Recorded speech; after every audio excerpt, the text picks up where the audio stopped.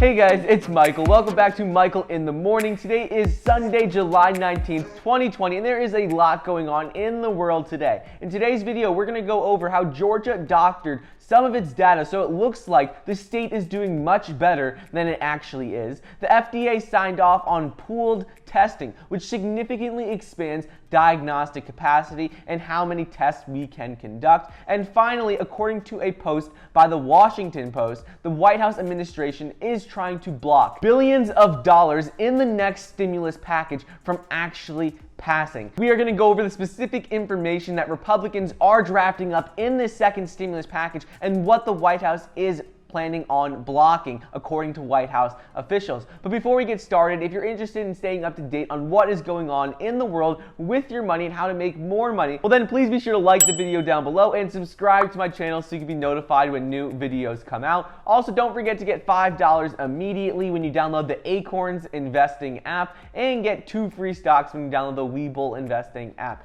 Anyways, let's get right into it. So, Georgia's presentation of its virus data is once again under scrutiny, with a viral tweet this past week pointing out how the color coding of the government map where the virus cases are has evolved over time. At the beginning of the month, for instance, a county needed at least 5,959 virus cases to be color-coded red in the state's outbreak. However, now a county needs 9,597 cases to be color-coded red. So previously it was 5,900 and now it is 9,500. So it's almost double what it was before. And because they changed how this data was recording, it resulted that no other county has newly joined the 4 that have been colored red since July 1st, even as the state's cases have been jumping by 37% since the time where they changed this. And according to officials, the reason why Brian Kemp, the governor of Georgia,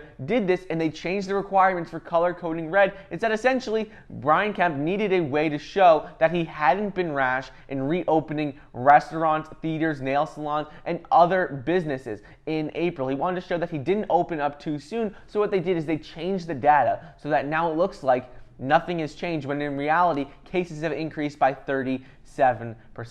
Next up is the FDA signed off on pooled testing, which significantly expands diagnostic capacity. They signed off on this yesterday. As the United States struggles to contain surging cases and increasing deaths all across the country, the FDA, the Food and Drug Administration, on Saturday issued its first emergency approval for a testing approach that allows samples from multiple people to be combined for faster tracking of new infections. The FDA gave the so-called emergency use authorization to Quest Diagnostics to test samples from up to 4 people at one time. And this is a method known as pooled testing. If the pooled test comes back as negative, well then all 4 of those people in the combined test come back as clear and they don't need to do any more tests. If it comes back as negative, well then they go ahead and individually test each of these 4 people. So essentially this approach expands the number of people who can be tested without requiring the use of additional crucial materials. You don't need more tests,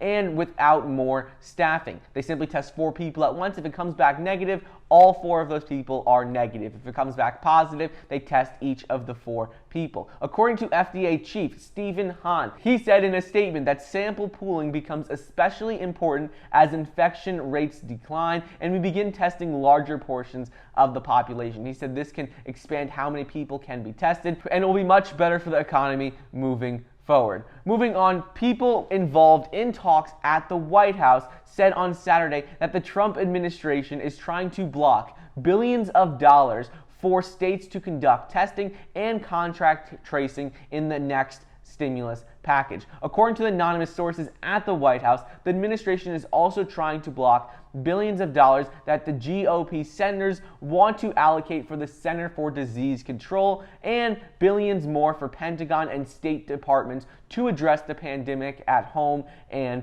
abroad. According to officials familiar with the second stimulus package that is currently being drafted up by the Republican senators, they said that $25 billion would be allocated in grants to states for conducting testing and contract tracing, about $10 billion for the Centers for Disease Control, $15 billion for the National institutes of health, as well as $5.5 billion to the State Department and $20 billion to the Pentagon to help counter the virus outbreak and potentially distribute a vaccine at home and abroad. So according to sources in the White House, they're saying that these are specific aspects that are being drafted up in the second stimulus package by the Republicans in the Senate. This is what they're already talking about. But in talks over the weekend, the administration officials instead said that they want $0 to go for funding, for testing, and for the nation's top health agencies, and to cut the Pentagon funding from $20 billion that the Republicans in the Senate are writing up right now to $5 billion, according to people who are familiar with what is going on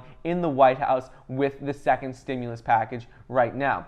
The administration's position on cutting funding to these certain aspects has angered a lot of GOP senators, and officials say that some lawmakers are trying to push back and ensure that the money stays in the next relief bill. One thing to keep in mind, however, is that the officials who spoke out on this said that all of the numbers that the Republicans in the Senate are currently drafting up in the bill are still in flux. They're still debating these, and they haven't even proposed this bill yet. So once they do finalize the numbers in their proposal, they're still going to have to debate it with the Democrats as well. So even though the White House administration says they want to block funding to certain areas in the next relief bill, it doesn't mean it's going to go through like that, because remember, in order for the bill to pass, it first has to pass the Senate, then it will have to pass the House, and then finally the president will have to sign off on it. Some White House officials right now believe that they have already approved billions of dollars in assistance for testing, and that some of the money remains unspent. Several Senate Republicans, including Bill Cassidy, are exploring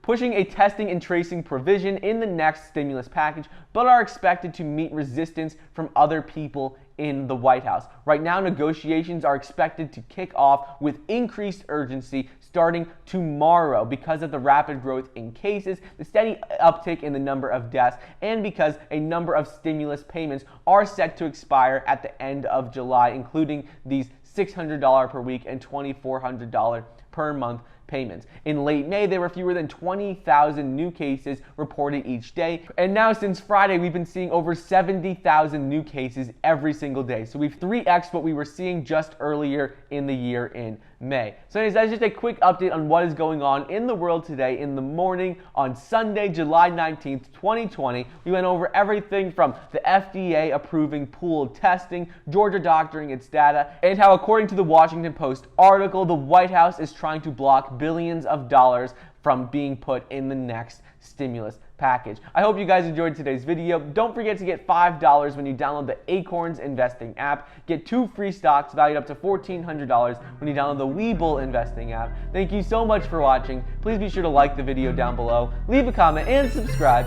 and I'll see you guys next time.